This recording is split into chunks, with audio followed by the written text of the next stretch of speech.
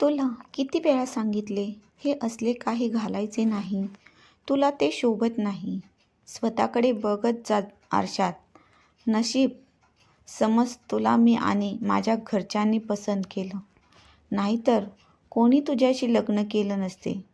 असे टोमणे मारून रोजसारखा अमित, नमिताचा नवरा, कामावर गेला.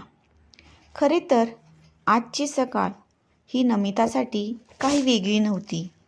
नमिता खरे तर शाळा कॉलेजमध्ये हुशार, नृत्यामध्ये पारंगत, सर्वांना समजून घेणारे, मनाने निर्मळ, आखीव रेखीव डोळे असणारे, गोजिरे असे रूप, तिचा रंग सावळा वगळता तिच्यामध्ये नावे ठेवायला कोणालाही जागा सापडायची नाही.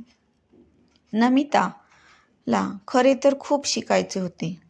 नृत्यांगना म्हणून नाव मिळवायचे होते. पण आईवडिलांच्या इच्छेपुढे तिने स्वतःची सर्व स्वप्न विसरून लग्नाला संमती दर्शवली. सुरुवातीला नमिताच्या स्वभावावर भाळलेला अमित नंतर मात्र तिला तिच्या रंगावरून रोज घालून पाडून बोलू लागला. अमितशी भेटल्यावर नमिताला वाटले होते की तो एक शिकलेला, समृद्ध विचारांचा असा एक मुलगा आहे. तिला त्यावेळी वाटलेले की कदाचित तिचे नृत्यांगना होण्याचे स्वप्न अमितच पूर्ण करेल. पण कसले काय, नव्या नवरीचे 9 दिवस संपले आणि नमिताचा सासूरवास सुरू झाला. सुरुवातीला सासू सासरे बोलायचे तिला फक्त, पण नंतर अमितही रोजच तिला घालून पाडून बोलायला लागला. नृत्यांगना होणे दूरचं उलटलं. हे असले फालतू छंद जोपासायचे नाही. हे घर आहे, तमाशाचा फड नाही, असे म्हणून तिच्या कलेचा आणि तिचा अपमान केला जाई सतत.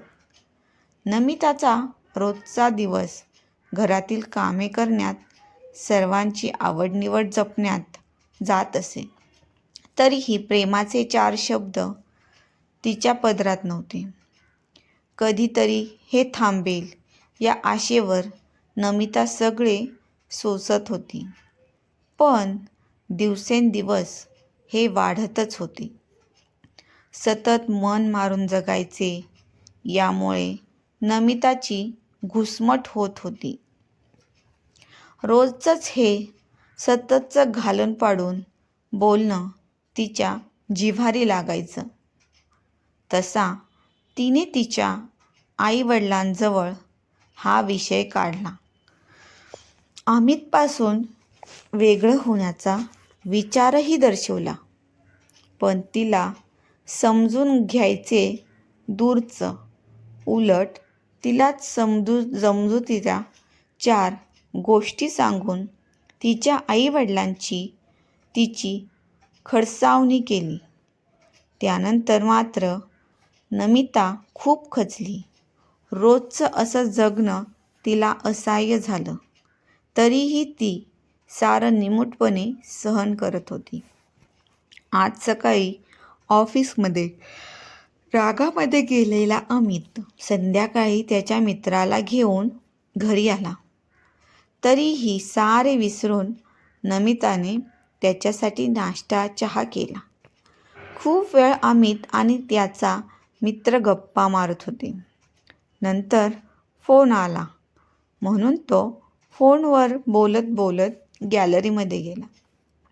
आल्यावर त्याला नमिता त्याच्या मित्रासोबत हसत खेळत बोलताना दिसली. खरे तर अमितचा मित्र तिने केलेल्या नाश्त्याचे कौतुक करत होता. पण अमित मात्र डोक्यात राग घेऊन वेगळ्याच निष्कर्षावर पोहोचला. मित्रासमोर तो काही बोलला नाही. परंतु मित्र गेल्यावर मात्र अमित नमिताला खूप काही बोलला. तिच्या चारित्र्यावर संशय घेतला आणि तिला मारहाण करून तो निघून गेला. आज मात्र नमिताच्या सहनशक्तीचा अंत झाला होता. रूपावरून केलेले टोमणे वगैरे ठीक होतं. पण आज अमितने तिच्या चारित्र्यावर संशय घेऊन तिचा स्वाभिमान दुखावला होता. कुठेतरी म्हणूनच आता तिला त्या घरात श्वास घ्यायलाही नकोसं वाटायला लागले. तिने पटकन बॅग उचलली. त्यात काही कपडे आणि तिच्या माहेरून आणलेले मोजके दागिने घेऊन ती घराच्या बाहेर पडली. कुठे जायचे, काय करायचे हे काहीच ठाऊक नव्हते. ती संबंध रात्र तिने बसस्टँडवर घालवली. इथून पुढचा रस्ता तिला ठाऊक नव्हता.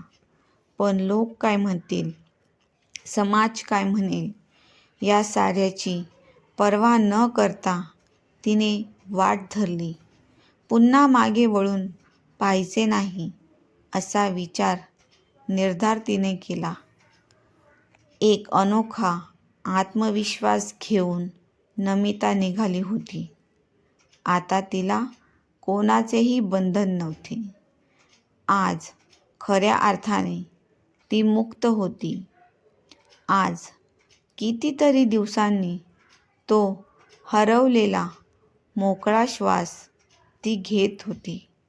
मित्रांनो, तुम्हाला ही कथा आवडली असेल तर चॅनलला लाईक आणि सबस्क्राईब नक्की करा. धन्यवाद.